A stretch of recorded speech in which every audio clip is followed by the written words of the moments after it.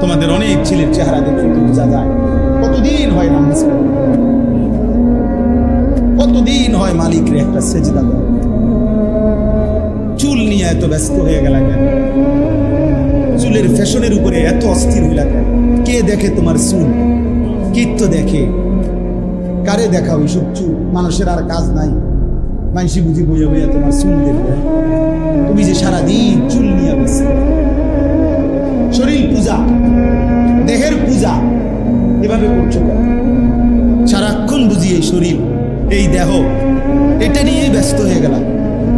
সারাক্ষণ একটা নারী বুঝি, একটা নারী, একটা ছবি, একটা বেড়ি, একটা উলঙ্গ দৃশ্য, এর জন্যই পৃথিবীতে আসা। এই রাত দিন বুঝি মোবাইলে দেখবা, ছবি দেখবা, নারী দেখবা, সারাদিন বুঝি নারীর জন্যই পৃথিবীতে আসা। তোমার আর কাম নাই, আর কোনো উদ্দেশ্য নাই দোস্ত আমার। বাহ, ঠিক হলো, ঠিক করলাম না ভাইয়া, ভালো করলাম। আমি অনুরোধ করলাম, আমার কথা শেষ। আমি অনুরোধ করি, আল্লাহ যদি আবার কখনো তৌফিক দেয় লম্বা করে বলবো ইনশাআল্লাহ।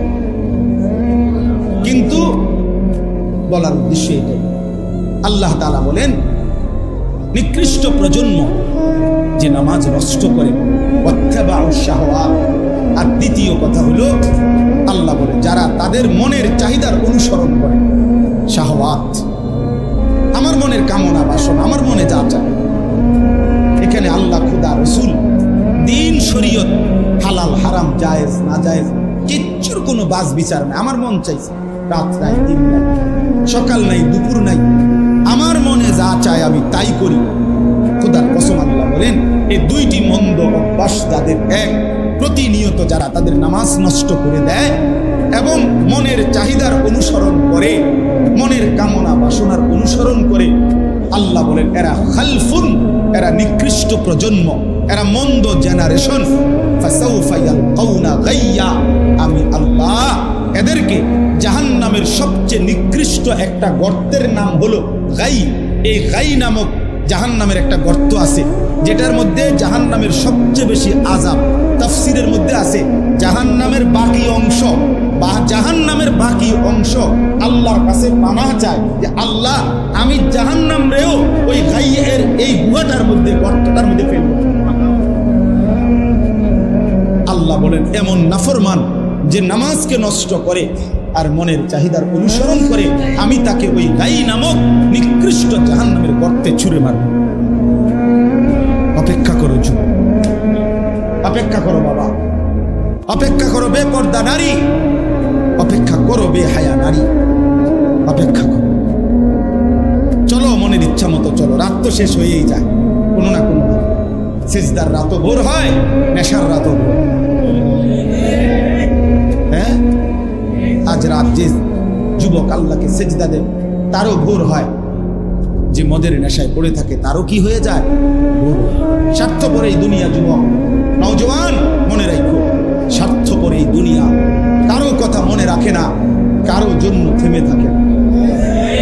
আমি এই পরশুদিন দেখছি, গতকালকে আগের দিন সকাল 6:30 বাজে আমি আমার বাজারে, ময়নামতি সাবের বাজার, ওইখানে দেখছি একটা হাইয়েস্ট গাড়ি একটা ট্রাকের মুখোমুখি হইয়া, হাইয়েস্ট গাড়িটার ড্রাইভারটা জায়গা তারে বাইরে করছে, টাইম না হেসরাইয়া, কিছুক্ষণের মধ্যে লোকটা মারা গেছে। আমি একটা জিনিস খেয়াল করছি, অনেকক্ষণ তাকাইয়া আমার সাথে ড্রাইভারের আমি বললাম কি স্বার্থপর এই দুনিয়া, একটা গাড়ি কেউ তার জন্য থামলো না, কারো হাতে সময় নাই, সবাই হরন দিয়া সাইড করে এমনে হেমনে করে সব চলে যায়। কোনো ড্রাইভারও থামে না বন্ধু, যে একটা লোক তো মরে গেছে, আরে মরে গেছে, তুই মরে গেছ, আমার হাতে সময় নেই। এই জন্য স্বার্থপর এই দুনিয়া, বড় স্বার্থপর, হয় কারো জন্য থামে না, কারো কথা অপেক্ষা করে না। এই চলতে তোমার কথা কেউ মনে রাখবে না। তুমি যদি নষ্ট হয়ে যাও, তুমি যদি কবরে আযাব হয়, তোমার যদি জাহান্নামের আগুন তোমার পুড়তে হয়, আল্লাহর কসম বন্ধু, তোমার পতন তুমি করে দিলা, নিজের নষ্ট তুমি করে দিলা। শেষ পর্যন্ত দেখবা কেউ তোমার কথা মনে রাখবে না। এই পৃথিবী ধোঁকা। চলো এই জন্য আল্লাহর দিকে ফিরে আসি। ইয়া আইয়ুহাল্লাযীনা আমানু আলাইকুম আনফুসাকুম। কুরআনুল কারীমের মধ্যে আছে, আল্লাহ তাআলা বলেন, হে ঈমানদারগণ, তোমরা সকলেই প্রত্যেকে নিজেকে মজবুতভাবে আঁকড়িয়ে ধরো। আলজিমু আনফুসাকুম, তোমাকে তুমি ধরো, তোমাকে তুমি ধরো। আল্লাহ বলছে তোমাকে তুমি ধরো। আর কিছু করতে না পারো, নিজেরে নষ্ট করো, নিজেরে বরবাদ করো। ওয়ালা তুলকু বিআইদিকুম ইলা তাহলুকা। কোরআনুল কারীমে আল্লাহ তাআলা বলছে, বান্দা নিজেকে নিজে ধ্বংসের দিকে ঠেলে দিও, নিজেকে নিজে বরবাদ করে দাও। এত বড় ক্ষতি নিজে আল্লাহ তাআলা বলছে, ইয়া আইয়ুহাল্লাযীনা আমানু কু আনফুসাকুম ওয়া আহলিকুম নার। আল্লাহ বলছে, হে ঈমানদারগণ, প্রত্যেকেই নিজেকে বাঁচাও জাহান্নামের আগুন থেকে এবং পরিবারের সদস্যদেরকে বাঁচাও জাহান্নামের আগুন থেকে। আলাদা করে বলছে আল্লাহ, নিজেকে বাঁচাও জাহান্নামের আগুন থেকে এবং পরিবারের সদস্যদেরকে বাঁচাও, স্ত্রী সন্তানকে জাহান্নামের আগুন থেকে। আলাদা করে বলার উদ্দেশ্য হলো, কখনো পরিস্থিতি এমন হইতে পারে যে তোমার হাজার চেষ্টার পরেও তোমার স্ত্রী, তোমার সন্তান আল্লাহর পথে আর আসলো না। তো আল্লাহ তাআলা বললেন, ওই মুহূর্তে তোমার ঘরেও যদি স্ত্রী সন্তান তোমার পরিবর্তন না হয়, আল্লাহর দিকে ফিরে না আসে, জাহান্নাম থেকে বাঁচতে না চায়, তো কমপক্ষে নিজেকে একা হলেও বাঁচাও। একাই তুমি বাঁচো, একাই নিজেকে বাঁচাও। তাইলে আল্লাহ তাআলা এই জন্য কথাটা আলাদা করে বলছেন। কু আনফুসাকুম আলাদা বলছেন, ওয়া আহলিকুম আলাদা বলছেন। তোমার নিজেকে বাঁচাও, এরপরে বলছেন এবং তোমার পরিবারের সদস্যদেরকে বাঁচাও। এই জন্য ভাইয়া, এই পৃথিবীর কেউ যদি তোমার কথা না শুনে, এমনকি তোমার ঘর, তোমার পরিবার, তোমার স্ত্রী সন্তান, আল্লাহ তাআলা বলছে তবুও মুমিন নিজেকে বাঁচাও, একাও বাঁচাও, তবুও হাল ছাইরো না। তুমি একা হলেও আল্লাহর দ্বীনের উপর থাকো। হাদিসের মধ্যে আছে, হযরত হুযায়ফা রাদিয়াল্লাহু তাআলা আনহু, একজন বিখ্যাত সাহাবী হুযায়ফা, লম্বা হাদিস। তো ওই হাদিসের লাস্ট অংশে হলো, এই সাহাবী নবীজি সাল্লাল্লাহু আলাইহি সাল্লামকে একদিন জিজ্ঞেস করছেন, ইয়া রাসূলুল্লাহ, যদি আমি জীবন চলার পথে কখনো আমার অবস্থা এমন হয় যে আল্লাহর দ্বীনের উপরে চলার জন্য আমি আমার সাথে আর কাউকে পেলাম না, কেউ নাই আর আমার সাথে, সবাই গুনাহের মধ্যে লিপ্ত, আমি যদি এরকম কোনো পরিস্থিতিতে একাকী হয়ে যাই, তখন আমি কি করব? নবী সাল্লাল্লাহু আলাইহি ওয়াসাল্লাম বলছেন, ফাতাজিলিল ফিরাকা কুল্লাহা। তখন সব মতবাদ, সব দল, সব গ্রুপ সব ছেড়ে দাও, সব ছেড়ে একাই তুমি গাছের শিকড়, গাছের গোড়ালি আঁকড়াইয়া আল্লাহর দ্বীনের উপরে টিকে থাকো। একা একা হলেও টিকে থাকো। এই জন্য দোস্ত, এটা বোঝা দরকার। অনেক ছেলে আসছো, যার যার পথে যাচ্ছে, চলে যাবো, আমরাও আমগো পথে চলে যাবো ভাইয়া। রাস্তায় অনেক জ্যাম, অনেক কষ্ট করে আসতে হয়েছে, সবাই ব্যস্ত, সবাই ব্যস্ত। এই জন্য বললাম, একা হলেও শেষ পর্যন্ত নিজের দিকে যত্নবান হওয়া, নিজের ঈমান, নিজের আমল, নিজের আখিরাত, নিজের করণীয়, নিজের কর্তব্য, নিজের গন্তব্য, এতটুকু যদি কেউ না বুঝে, প্রিয় ভাই, সে মুসলমান হয় না, ওই মানুষ থাকে না। আফা হাসিবতুম আন্নামা খালাকনাকুম আবাসান। আল্লাহ তাআলা বলছেন, বান্দা তুমি কি এই ভেবেছো যে আমি তোমাকে অনর্থক বানিয়েছি? তো এটা কি করতেছো তুমি? তুমি এটা কি করছো বান্দা? মুসলমান পরিচয় দিয়ে এক ওয়াক্ত নামাজ পড়ে না এ মুসলমান, তুমি এটা কি ভাবলা? মুসলমান পরিচয় দিয়ে কোনোদিন হালাল হারামের কোনো পার্থক্যই করলা না। 40 বছর 30 বছর যা পাইলা তাই কামাই করলা, হালাল হারাম জায়েজ না জায়েজ, সুদ কিস্তি, সব কিছু যা পাইলা সব কামাই করলা। এটা মুসলমান? কি ভাবলা বান্দা? বলো নওজোয়ান, তোমরা অনেক ছেলে আছো, সারাদিনে যাদের, সারাদিনে একবারও একটা সেজদা যাদের কপালে নাই, একটা সেজদা, এক ওয়াক্ত নামাজ ফজর থেকে এশা, এক ওয়াক্ত নামাজও যে পড়লা না আজকের সারাদিন, নাফরমান, তুই মানুষের বাচ্চা হলি কেন? তুই কোন মার ঘরে জন্ম নিস? তোর মতো জানোয়ার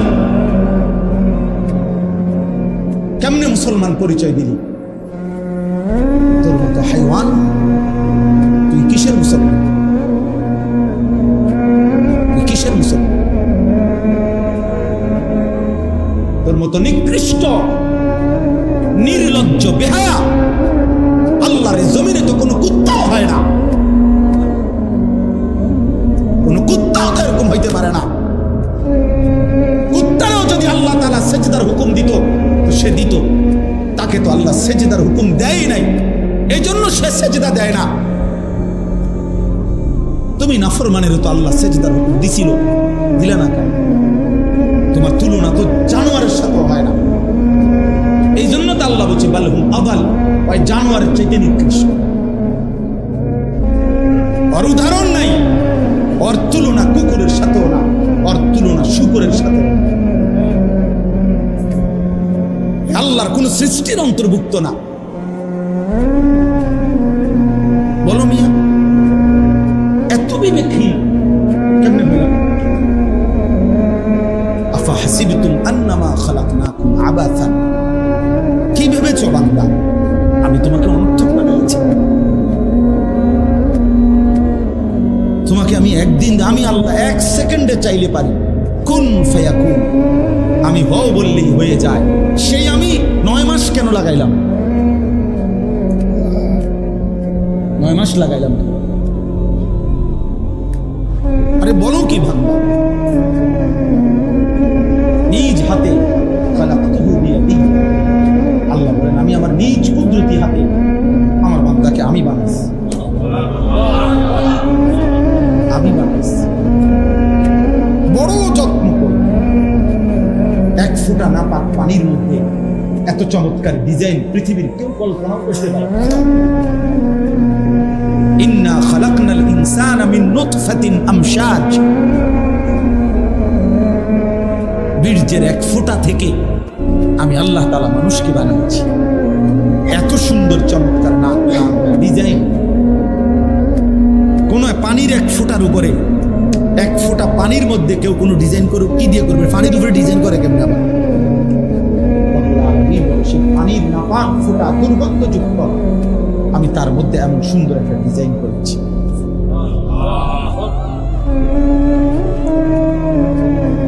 কেমনে ভুলে গেল?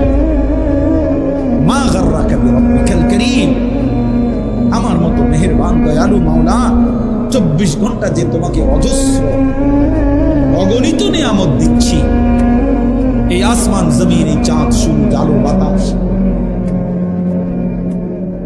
এক সেকেন্ড বান্দা এই বাতাস বন্ধ করে দিলে তুমি নিশ্চিন্ন হয়ে যাবে। তুমি এই পৃথিবীতে নিঃশ্বাস ত্যাগ করে মৃত্যুবরণ করবা। একটা নিঃশ্বাসের জন্য তুমি এতটা মুখাপেক্ষী আমি আল্লাহর কাছে, সেই আমাকে একটা সিজদা দিবা না?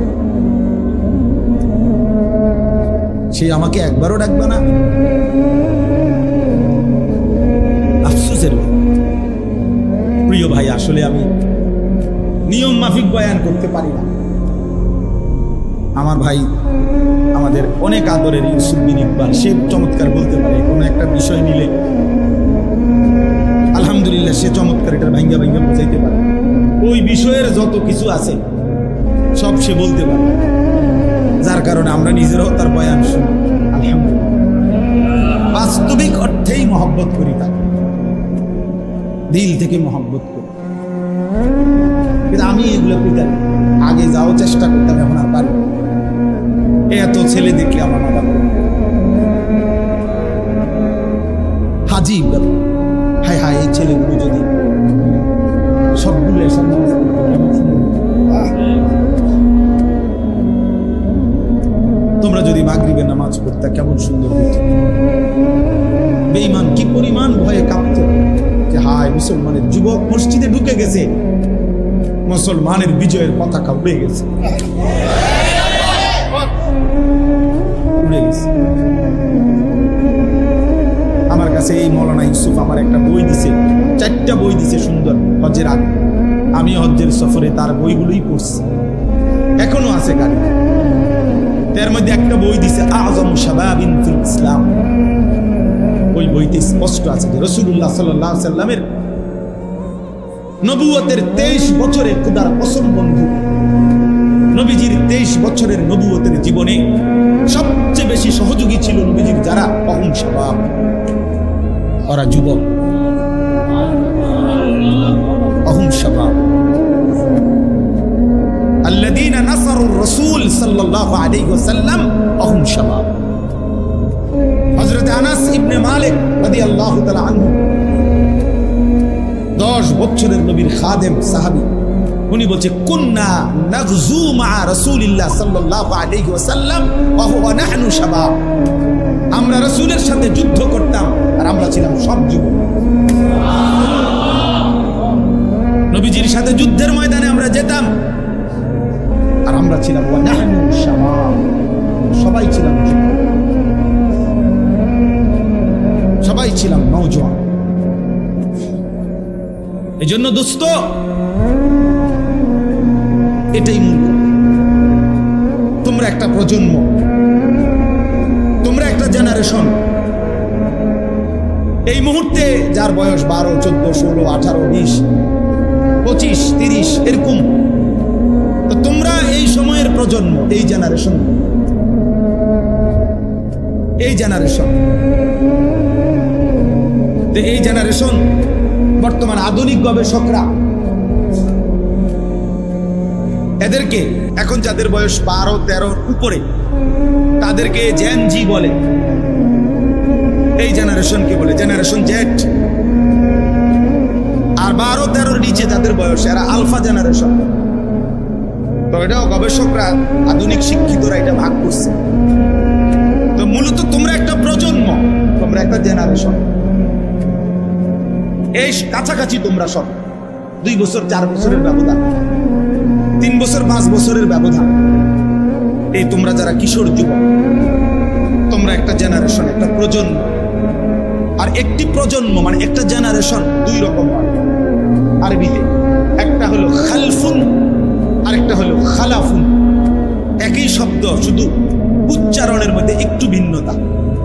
মাঝখানে একটা লাম আছে, এই লামটার মধ্যে যদি সাকিন হয় তাহলে হলো খালফুন, আর যদি লামের মধ্যে জবর হয় তাহলে হলো খালাফুন।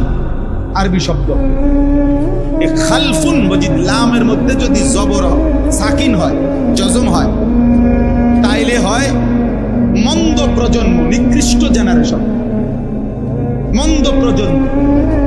আর যদি হয় খালাফুন, লামের মধ্যে জবর, ইয়াহমিলু হাদাল ইলমা মিন কুল্লি খালাফিন উদুলুহু। এই খালাফ লামের মধ্যে জবর, তাহলে হয় উত্তম প্রজন্ম।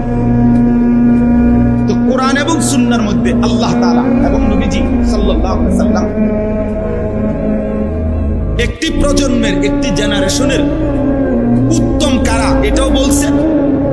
কোরআনুল কারীমের মধ্যে আল্লাহ তাআলা নিকৃষ্ট প্রজন্ম কারা, মন্দ উত্তরসূরি, নিকৃষ্ট জেনারেশন কারা, এটাও আল্লাহ তাআলা বলছেন। তো আমি সূরা মরিয়ম 17 নম্বর পারা 19 নম্বর সূরা, সূরা মরিয়ম, এই সূরার 59 এবং 60 এই 2টা আয়াত পড়ছি। এই 2 আয়াতের মধ্যে আল্লাহ তাআলা 59 নম্বর আয়াতের মধ্যে খালফুন কারা মানে মন্দ প্রজন্ম, নিকৃষ্ট জেনারেশন কারা, একটি সমাজের মধ্যে ওই সমাজের নিকৃষ্ট জেনারেশন, মন্দ জেনারেশন, মন্দ উত্তরসূরি, মন্দ সন্তান কারা, আল্লাহ তাআলা এখানে বলছেন ফাখালাফা মিন বাদিহিম খালফুন। এই যে খালফুন, ওই লামের মধ্যে কি সাকিন, এই আয়াত। আল্লাহ তাআলা বলেন অতঃপর আসলো মন্দ প্রজন্ম, নিকৃষ্ট জেনারেশন, মন্দ উত্তরসূরি। কারা? তুমি আন্দাজ করো, তুমি তোমার সাথে মিলাও। আসলে যার মধ্যে আছে সে হলো মন্দ জেনারেশন, নিকৃষ্ট, এই সমাজের সবচেয়ে নিকৃষ্ট মানুষ সে। এক নাম্বার আদাউস সালাহ, প্রতিনিয়ত যারা তাদের নামাজ নষ্ট করে দেয়, যারা তাদের নামাজকে নষ্ট করে দেয়, আল্লাহ তাআলা বলছেন তারা নিকৃষ্ট জেনারেশন, মন্দ প্রজন্ম। প্রিয় ভাই আমার, খুব দ্রুত আমি বুঝাইতে চাই এই এক কথা। এক নম্বর কথা হলো তাফসীরের মধ্যে আছে, এখানে নামাজ নষ্ট করে দেয় এ কথা বলেছে এরা নিকৃষ্ট প্রজন্ম। এ কথার দ্বারা উদ্দেশ্য এটা নয়, তাফসীরে লিখছে যে এর দ্বারা এটা উদ্দেশ্য নয় যারা নামাজ পড়ে না, নামাজ ছেড়ে দেয়, তাদেরকে উদ্দেশ্য করা হয় নাই, বরং নামাজ পড়ে এরকম একটি গ্রুপকে বলা হয়েছে যারা নামাজকে নষ্ট করে। অর্থাৎ যারা নামাজ পড়ে না, আল্লাযীনা তারাকুস সালাহ, টোটালি নামাজ যারা ছেড়ে দিছে, তারা প্রজন্মের উত্তম তো না, নিকৃষ্ট না, তারা কোনো জেনারেশনে না, তারা কোনো মানুষে না, তারা কোনো কিচ্ছু না, এর কোনো গণাতে ধরে না। ওই প্রথমেই বাদ গণাত করছে, ওরে নিকৃষ্ট হিসেবে বলতে চাইছে আল্লাহ এখানে যারা তাদের নামাজকে নষ্ট করে দেয়। তাফসীরের মধ্যে লিখছে নামাজ নষ্ট করে দেয় মানে এক নাম্বার, যে ব্যক্তি নামাজকে যথাসময়ে আদায় করে না, ইউআখিরুনাস সালাহ, তাখির করে, নামাজ সবসময় দেরিতে পড়ে। নামাজ সবসময় কখন পড়ে? দেরিতে পড়ে। আল্লাহ তাআলা বলেন ওরা ওই সমাজের নিকৃষ্ট। ফাওয়াইলুল লিল মুসাল্লিন আল্লাযীনা হুম আন সালাতিহিম সাহুন। আল্লাহ তাআলা বলেন ওই নামাজীদের জন্য জাহান্নাম। ওয়াইল জাহান্নামের একটি গুহা, জাহান্নামের একটা অংশ, জাহান্নামের ভীষণ আযাব। আল্লাহ তাআলা বলছে তারা আল্লাযীনা হুম আন সালাতিহিম সাহুন, যারা তাদের নামাজের মধ্যে সাহুন, অলস, নামাজকে সবসময় দেরি করে, নামাজকে সবসময় দেরি করে। জোহরের আজান হয়েছে 1টা বাজে, এবার জোহরের নামাজ পড়তে গেছে 4:30 বাজে, 4:30 ওরা নামাজ পড়ছে, লুঙ্গিটারে বইটা গামছা একটা কান্দে দিয়া রুকু সিজদা 3-4টা মেরে দিল, এটা নামাজ হয়ে যায়। কিছু পাইতাম হুজুর, সময় কুলাই দাঁড়িয়ে কিটছেন, আপনি ঘাস কাটছেন, এতক্ষণ গরু গোসল করাইছে, গরু গোসল করাইছে। গরু গোসল করানোটা খুব দামি দরকারি বিষয়। নামাজকে এরকম প্রতিনিয়ত যে বিলম্ব করে আল্লাহ তাআলার কোরআনের ভাষায় তারা নিকৃষ্ট, নিকৃষ্ট। আদাউস সালার অন্তর্ভুক্ত, আদাউস সালার অন্তর্ভুক্ত নামাজকে বিলম্ব। আচ্ছা, হাদিসের মধ্যে আছে, কোরআনেও আছে, যে ব্যক্তি নামাজে অবহেলা করে, আল্লাহর কসম, আল্লাহও বলছে, নবীজিও বলছে, সে মুনাফিক। ইন্নাল মুনাফিকিনা ইউখাদিউনা আল্লাহ ওয়া হুয়া খাদিউহুম ওয়া ইযা কামু ইলাস সালাতি কামু কুসালা। কোরআন শরীফে আল্লাহ মুনাফিকের 1 নম্বর পরিচয় বলছে, মুনাফিক সে যে নামাজ পড়ে অলস। নামাজ পড়ে কিভাবে? তাহলে নামাজ যে পড়ে না তার ব্যাপারে বলে না, কথা বলেন না কেন? তারে মুনাফিকও বলে নাই। তুই কোনো মানুষে না বেটা, তুই কোনো কাতারে নাই, তোর কোনো আলোচনাই নাই। আলোচনা ওই ব্যক্তিরে যে নামাজ পড়ে অলস, খামখেয়ালি করে, দাঁড়াইবার কথা 2 পায়ে, দাঁড়াইছে 1 পায়ে, বুঝলেন? অলস নামাজের। রাসূলুল্লাহ সাল্লাল্লাহু আলাইহি সাল্লাম বলছেন, তিলকা সালাতুল মুনাফিক, ওই নামাজ মুনাফিকের নামাজ। ইয়ারকুবু হাত্তা তাগরুবা শামস, আসরের নামাজ না পড়ে যে অপেক্ষা করতেছে, অন্য কাজে ব্যস্ত আছে, এরই মধ্যে সূর্য ডুবে যাচ্ছে। সূর্য ডুবার কাছাকাছি, হাত্তা কানাত বাইনা কারনাই শাইতান, সূর্য ডুবার সময় শয়তান তার দুই শিং সূর্যের পাশে বাড়াইয়া দেয়। আল্লাহ নবী সাল্লাল্লাহু আলাইহি সাল্লাম বলেন, কামা ফানাক্কারা আরবাআন, সূর্য ডুবে যায় এই সময় হয় আসরের নামাজের জন্য দাঁড়াইয়া 4 রাকাতে যেন 4টা ঠোক্কর মারছে। লা ইয়াযকুরুল্লাহা ইল্লা কালিলা, ঠিক মতো তাসবিহগুলো নামাজের আদায় করে নাই। রাসূল বলছে 3 বার, ওইটা মুনাফিকের নামাজ, মুনাফিকের নামাজ, মুনাফিকের নামাজ, মুনাফিকের নামাজ। তাইলে কি বোঝা গেল দোস্ত? নামাজের মধ্যে যে অবহেলা করে, অলসতা করে, পিছায় ফেলে, পরে ঠিক, কিন্তু বেড়াত লাগাই, মানে একবার শেষ মাথাত নিয়া, সে নিকৃষ্ট জেনারেশন।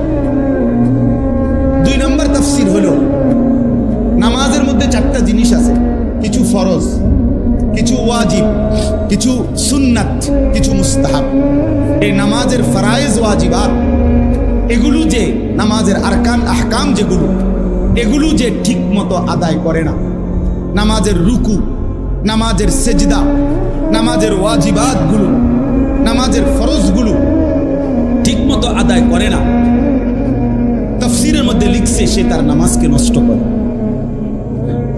তাইলে রুকু দিয়া যারা নামাজের জন্য সোজা হইয়া দাঁড়ান না, আপনি যেন আপনার নামাজ নষ্ট করে দেন। সেজদা একটা দিয়া, একটু মাথা আলগি দিয়া আরেকটা মারে সেজদা, এমন ভদ্রলোক নাই? ওই তার নামাজ নষ্ট করে দিয়েছে। তাফসীরের মধ্যে লিখছে হযরত হুযায়ফা রাদিয়াল্লাহু তাআলা আনহু, তিনি একদিন এক লোককে, সাহাবী হুযায়ফা, যার নাম একটু আগে একবার বলছি, তিনি একজন লোককে দেখছে ওনার সামনে, সে নামাজ পড়ছে। নামাজ পড়ার পরে উনি তাকে ডাক দিয়ে বলছে, এই যে এখন তুমি যেভাবে নামাজ পড়লা, এভাবে যে কত বছর ধরে নামাজ পড়ো? তাফসীরে মাআরিফুল কোরআনে এখন গিয়ে দেখেন আছে লেখা। উনি জিজ্ঞেস করলেন, তুমি এভাবে আজকে কতদিন নামাজ পড়ো? সে বলছে, আজকে 40 বছর আমি এভাবেই নামাজ পড়ি। আল্লাহর কসম, হযরত হুযায়ফা সাহাবী বললেন যে, শোনো, তুমি শুনে নাও এই কথা, নিশ্চিত গত 40 বছর তুমি কোনো নামাজ আদায় করো নাই।